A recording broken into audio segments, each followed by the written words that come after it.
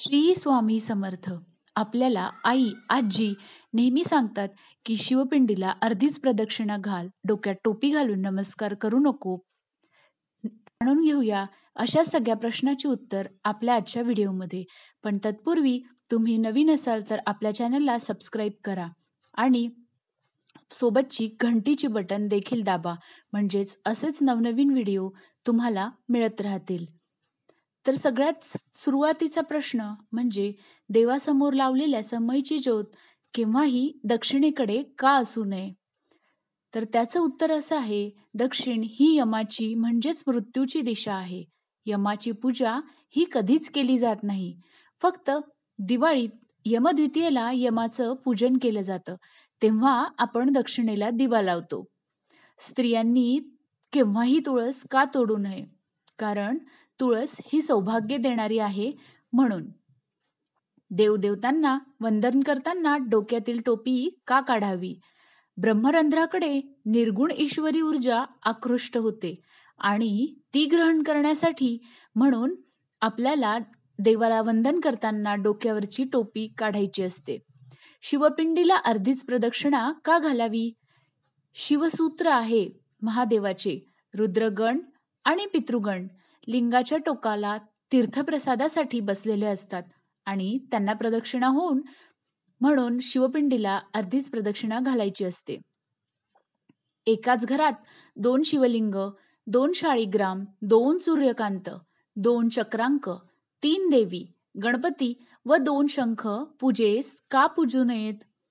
कारण प्रत्येक गोष्टीत एक तत्व असते. आई आणि वडील 2 होऊ शकत नाहीत, एकच असतात. अद्वैताची पूजा करतात, द्वैताची पूजा केली जात नाही. गायत्री मंत्र आसनावर बसून जपावा. रस्त्यातून जाता येताना गाडीत गायत्री मंत्र का जपू नये? तर गायत्री मंत्र हा मंत्र राज आहे. ज्या मंत्रांना बीज असतात ते मंत्र सोहळ्यातच म्हणजेच आसनावरती बसून करायचे असतात.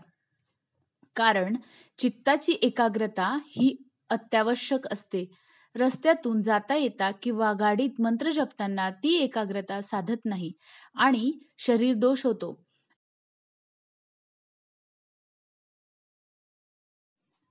अशा वेळी जप केल्यास अंतर्मुख आपण होऊ शकणार नाही.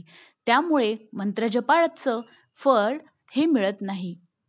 शाळीग्राम पूजावायचे तर ते सम पूजावेत. मात्र समांमध्ये 2 शाळीग्राम का पूजू नयेत? शाळीग्राम हा स्वयंभू आहे. हे विष्णूचं प्रतीक आहे व 2 पूजले तर कर्त्याला उद्वेग आणि कलह प्राप्त होतो, म्हणून 2 शालिग्राम कधीही पूजू नका. निरंजनात तेल आणि तूप कधीही एकत्र का घालू नये?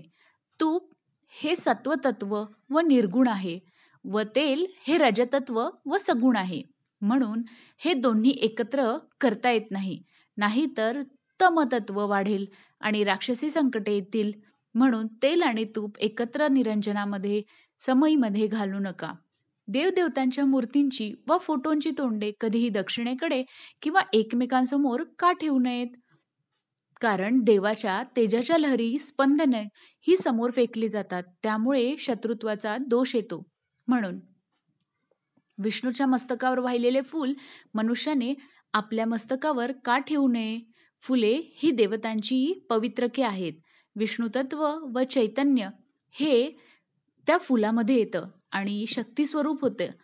ही शक्ती आपणास म्हणजे सामान्य माणसाला सहन होऊ शकत नाही. म्हणून शिवमंदिरात झांज, सूर्यमंदिरात शंख आणि देवीच्या मंदिरात बासरी का वाजवू नये? शिवाचा तमभाव आहे आणि झांजेतून तमतत्वाचे स्वर उत्पन्न होतात, त्यामुळे शिवास विरक्ती येते. त्याचप्रमाणे सूर्य हा अग्नितत्वाचा आहे आणि शंखनादही अग्नितत्वाचा आहे.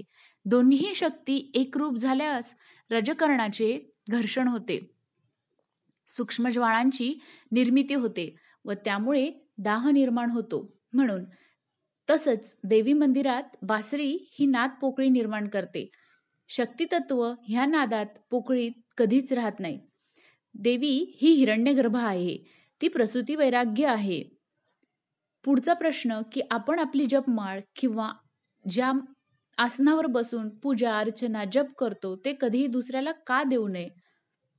कारण आपण ज्या आसनावरती, ज्या जपमाळेमध्ये जप करतो, त्यात आपल्या सेवेच्या सात्विक लहरींचे बंधन झालेले असते. ते दुसऱ्याला दिल्यास त्याला ते मिळते आणि साधनेत त्या आसनावरती आळस येतो. देवाला नेहमी करंगळीच्या शेजारीच बोटानेच का गंध लावावं? हातांची 5 बोटे ही त्या तत्वांशी निगडीत आहे. अंगठा हा आत्म्याशी, तर्जनी पितरांशी, मध्यमा म्हणजे स्वतः, अनामिका म्हणजे देवांशी आणि करंगळी म्हणजे ऋषीमुनींशी. म्हणूनच देव बोटानेच देवाला म्हणजे अनामिकेने देवाला गंध व्हावे म्हणजेच लावावे. समईत नेहमी 1, 3, 5, 7 अशा विषमवाती का असाव्यात आणि 2, 4, 8 अशा का असू नयेत? विषम तत्व हे तम आहे. त्यामुळे आपल्याकडे येणारे तम ते विषम उसळते व सात्विक लहरी प्रस्थापित करते. म्हणून अंगावर फाटलेले कपडे कधीही घालून शिवू का नयेत? कारण पितरांना त्यामुळे दोष लागतो.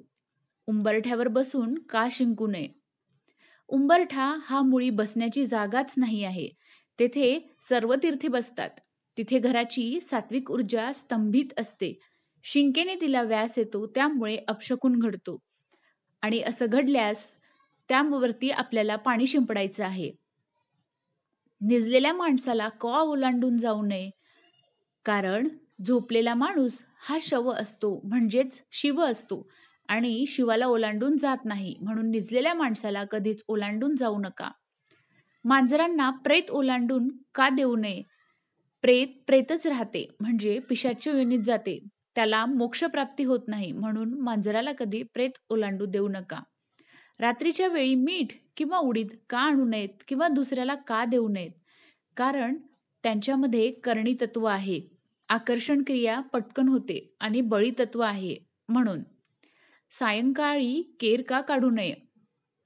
कारण सायंकाळी केर काढलेला लक्ष्मीला आवडत नाही आणि लक्ष्मी माता हळूहळू निघून जाते व अलक्ष्मीला आवडते. रस्त्यात प्रेत दिसल्यास नेहमी नमस्कार का करावा? शव म्हणजेच शिव, म्हणून प्रेत दिसल्यास नमस्कार करावा. कोणाच्या घरातून परत निघताना जातो असे न म्हणता येतो असे का म्हणावे? कारण येणे घडते, नाहीतर कायमचे जाणे होते. एकाच हाताने देवाला नमस्कार का करू नये?